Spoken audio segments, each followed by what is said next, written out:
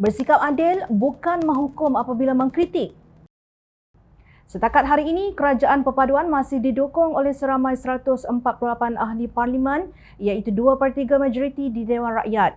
Tidak pula kedengaran mana-mana pemimpin parti yang membentuk majoriti ini menyanggah konsep Malaysia Madani sehingga kerajaan menjadi tidak stabil. Namun, terdapat beberapa kelompok yang tidak menyenangi Kerajaan Madani atas alasan yang berbeza. Kelompok pertama melihatnya tidak cukup Islamik kerana perasaan puaknya sahaja yang betul dan akan masuk syurga. Yang berbeza fikrah politik dianggap sebagai golongan Mu'tazilah, Al-Ahzab, buta Al-Quran, komunis, berdosa dan akan masuk neraka. Kelompok kedua adalah golongan kapitalis, pengamal kronisme dan nepotisme, rasuah, tidak amanah, lari daripada membayar cukai atau melakukan pelbagai jenayah kuala putih lain. Dasar Kerajaan Madani akan menyekat golongan kaya ini daripada menjadi semakin kaya secara haram. Kelompok ketiga pula melihat Malaysia Madani tidak cukup liberal kerana menolak sekularisme total, LGBT, lesbian, gay, biseksual dan transgender, komunisme dan golongan anarkis. Kononnya kerajaan ini menyekat kebebasan hak bersuara.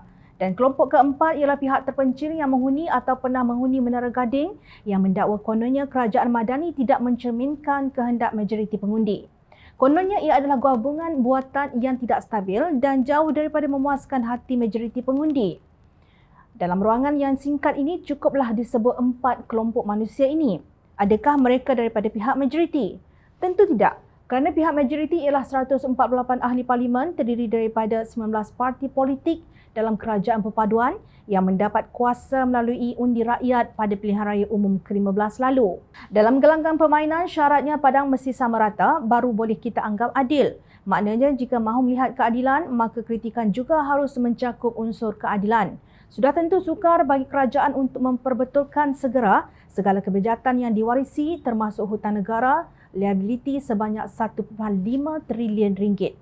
Anwar Ibrahim, satu-satunya Perdana Menteri Malaysia yang tidak mengambil gaji kerana memahami kedudukan ekonomi negara perlu mempertimbang antara kekangan kewangan negara dan tuntutan kos sara hidup rakyat. Sudah tentu ada kelompok yang riuh rendah mengkritik kerana mahu menutup kebejatan dengan cuba memburukkan kerajaan yang ada. Sedangkan Kerajaan Perpaduan Madani yang hanya berusia 8 bulan ini begitu banyak memberi bantuan kepada rakyat. Antaranya bantuan yang tidak wujud di era Perikatan Nasional seperti bantuan khas untuk pesawah sebanyak RM250, tiket KTMB untuk pelajar dan OKU, bantuan kepada rakyat yang muflis, perubatan percuma di klinik swasta terpilih dan 30% keuntungan bernas untuk pesawah. Kerajaan Perpaduan Madani dapat melakukannya setelah menutup ketirisan antaranya dengan merunding semula penganugerahan projek dengan kos yang melampau di era pentadbiran dahulu.